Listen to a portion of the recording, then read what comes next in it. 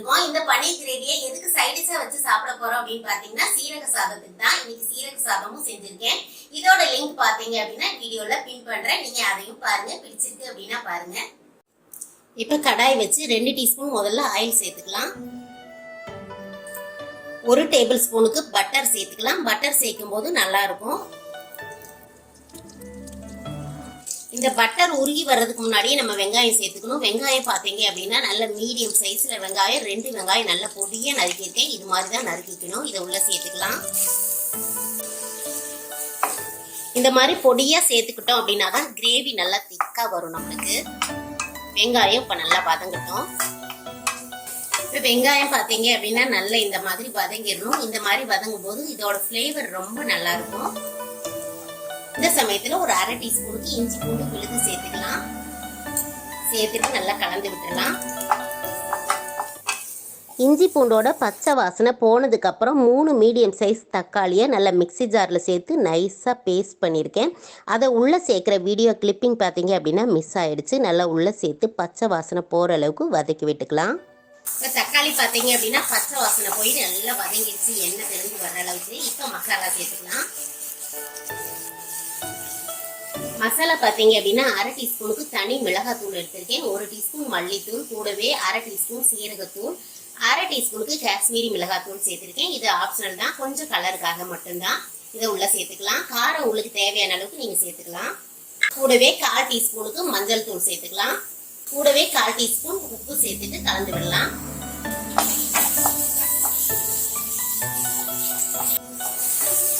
இப்போ மசாலா சேர்த்து ஒரு 2 நிமிஷத்துக்கு நல்லா கலந்து விட்டாச்சு. இது கூட ஒரு 1/2 கப் அளவுக்கு தண்ணி விட்டு கலந்து விட்டு இன்னும் 2-3 நிமிஷத்துக்கு கொதிக்க விட்டுக்கலாம்.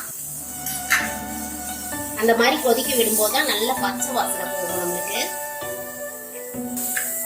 மூடி போட்டு ஒரு 2-3 நிமிஷத்துக்கு நல்ல பச்சை வாசனை போக இந்த மசாலா எல்லாமே கொதிக்கட்டும். இப்போ பச்சை வாசனை போக நல்லா கொதிச்சாச்சு. கிரேவியும் நல்லா நம்மளுக்கு திக்கா இருக்கு. இந்த அளவுக்கு வந்ததுக்கு அப்புறம் இதுல பாத்தீங்க அப்படின்னா ஒரு 15 முந்திரிய நல்லா ஊற வச்சிருந்தேன். ஒரு 1/4 மணி நேரம் ஊற வச்சுட்டு இந்த மாதிரி கொஞ்சமா தண்ணி விட்டு அரைச்சிருக்கேன். இந்த மாதிரி முந்திரிய நல்லா கிரீமா விழுதா அரைச்சு சேர்த்தும் போது பாத்தீங்க அப்படின்னா கிரேவி நல்லா திக்கா இருக்கும். அதே மாதிரி சாப்பிட்றதுக்கு நல்ல டேஸ்டா இருக்கும். இப்ப மிக்ஸி ஜாரையும் கழுவி சேர்த்துக்கலாம்.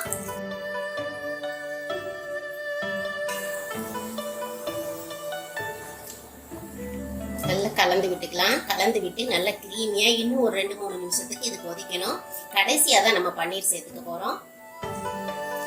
இது கூட 1 டீஸ்பூனுக்கு கஸ்தூரி மேத்தி எடுத்திருக்கேன். காஞ்ச வெந்தய கீரை, இதை வந்து நல்லா தேய்ச்சிட்டு உள்ள சேர்த்துக்குவோம். இது மாதிரி சேர்க்கும் போது நல்ல வாசனையா இருக்கும், கிரேவியும் நல்லா இருக்கும்.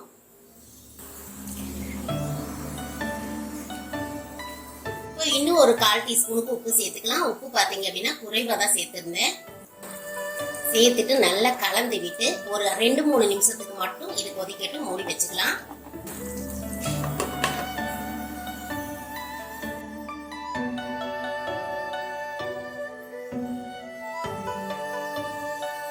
ஒரு டீஸ்பூன் கரம் மசாலா சேர்த்துக்கலாம். நல்ல வாசனையா இருக்கும். இந்த மாதிரி கடைசியா சேர்த்துங்க, அப்பதான் நல்லா இருக்கும்.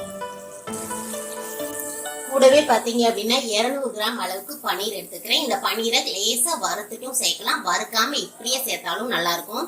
நீங்க வறுத்து அதுலயும் வெந்துட்டு அதுக்கப்புறம் இதுலயும் வெந்துச்சு அப்படின்னா ஹார்ட் ஆயிடும். அதனால நான் வறுக்காம சேர்த்துக்கிறேன். இது ரொம்ப நல்லா இருக்கும். நல்லா பாத்தீங்க அப்படின்னா சாஃப்டா இருக்கும் சாப்பிட்றதுக்கு. பன்னீரை சேர்த்துட்டு நல்லா கலந்து விட்டு ஒரு 5 நிமிஷம் மட்டும், கரெக்டா 4 to 5 நிமிஷம் இருந்தா போதும். அதுக்கு மேல நீங்க வச்சிடக்கூடாது, பன்னீர் ரப்பரியா ஆயிடும்.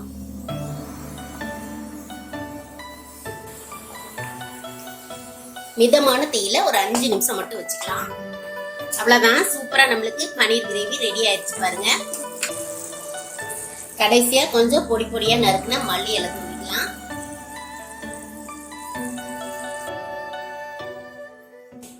பன்னீரும் பாத்தீங்க அப்படின்னா எவ்வளவு சாஃப்டா இருக்குன்னு பாருங்க. எந்த அளவுக்கு சாஃப்டா நம்மளுக்கு வெந்திருக்கு. இந்த அளவுக்கு இருந்தது அப்படின்னா தான் சாப்பிட்றதுக்கும் நல்லா இருக்கும்.